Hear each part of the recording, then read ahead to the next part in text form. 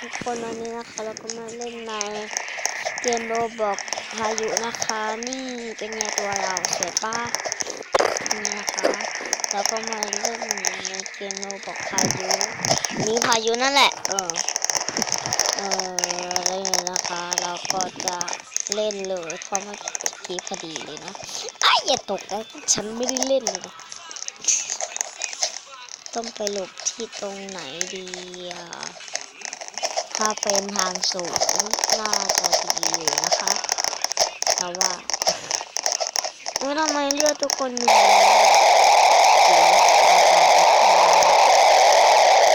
อากาศร้อนมากที่ฉันจะตาย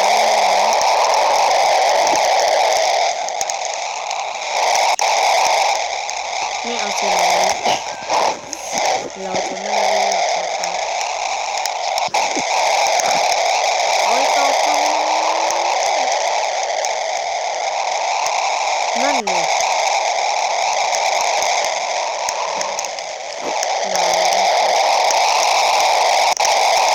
มาดูอะไรตรงนี้สิผมไปบอกข่าวแล้วกัน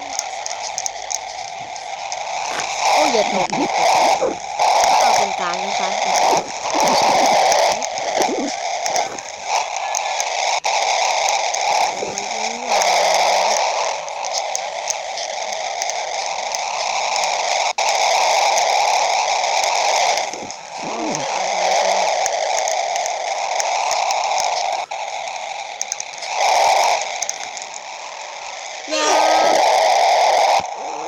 โดดทำไม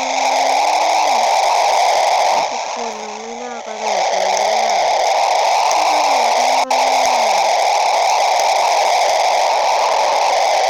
โอ้โหเราว่าไม่มีใครผ่านทำไมมีคนผ่านเยอะจังเลยมีคนตายอยู่เราก็ไม่รู้ เราช่วงนี้เราจะเสียงเปลี่ยนไปเพราะว่าโดน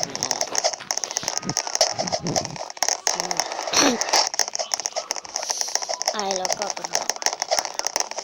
ทุกคนตอนนี้ทีนี้เราไปด่านอะไรอ่านไม่ทันนะ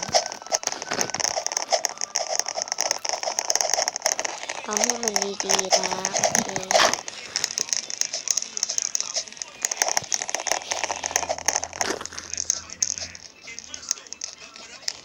โอเคทุกคนมันจะขึ้นไปได้ไงทำไมทุกคนเขาขึ้นไปได้เต็มแล้วเหรอโอเคทุกคนเราขึ้นไปได้แล้วเย้ทุกคนคะตอนนี้เราขึ้นไปได้แล้วนะคะเราต้องทำมันแน่ๆเลยแล้วก็ทำมันแน่ๆเลยแล้วก็อย่าโอ้โหคนมาอัดกันอยู่ตรงนี้เลยค่ะเดี๋ยวทำไมอย่านะเฮ้ยเดี๋ยวมันตายเพราะอะไรเหมือนเลยไม่ใช่ไม่น่าลงไปเลย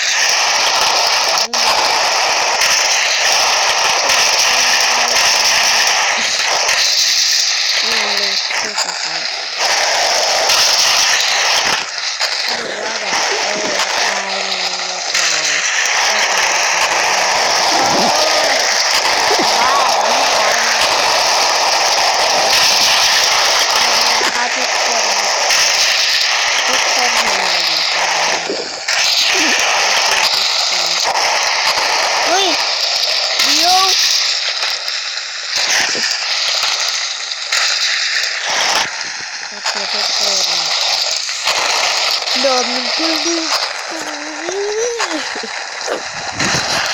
ทุกคน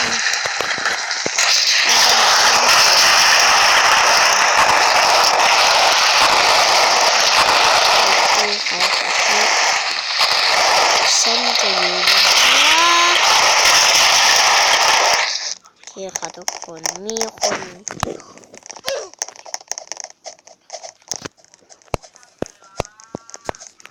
โอเคทุกคนมีแต่ชื่อคนรอดอะอิจฉา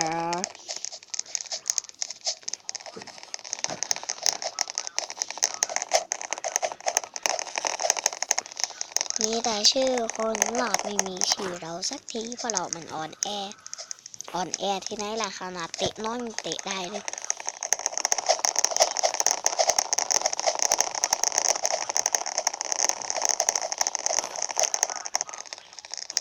อย่าเข้าไปในรถนะนั่นฉันตายแล้วโอ้ยทำไมมีคนมาทางนี้เนี่ยโอ้ไม่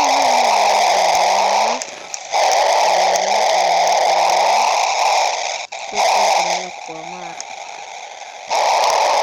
นี่คือโอ้มันคืออันนี้นี่เองพายุ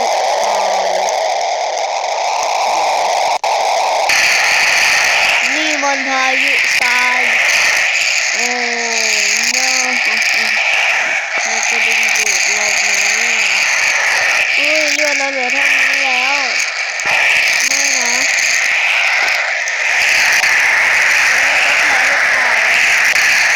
ทุกคนทีนี้เราขอให้ชนะเฮ้ยที่มันชนะรอดตัวเอง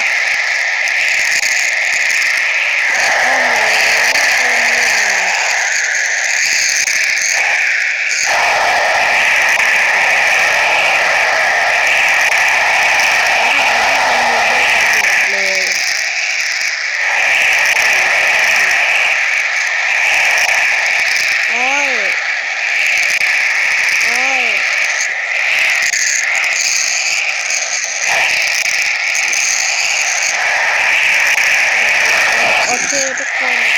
เลือดเราเหลือแค่นี้แล้วอย่าตายเลยเลือดเราเหลือเท่านี้แล้วอย่าตายนะอย่าตายอย่าตายนี่เหรอ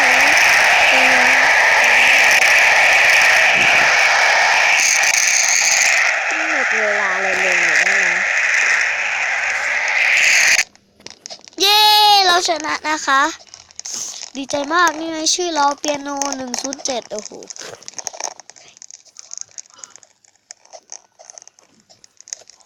เย้เราได้รางวัลด้วยแบบไหนใช่ไหมได้รางวัลเงินเหลือเท่านี้เอ้ยเลือดเหลือเท่านี้โอ้โหสกุลเฮชสกุลด้วยจะบ้าเหรอสกุลโอเคทุกคนเราต้องขึ้นไปให้ได้ เรากลัวมาก ต้องให้ใครมาเล่นให้แต่ไม่ต้องเพราะเราไม่กลัวเราจะพูดกันว่ากลัว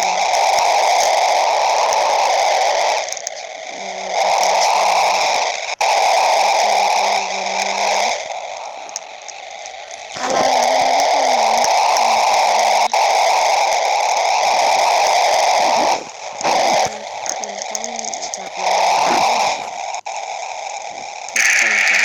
เฮ้ยโอ้ไม่เอาแล้วเมื่อกี้ก็ผ่านหินทรายมาทีนี้มาเจอหินหิมะอีกไม่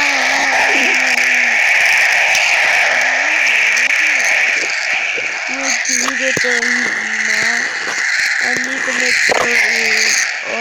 ยโอเคทุกคนเราเราตายแล้วนะคะทุกคน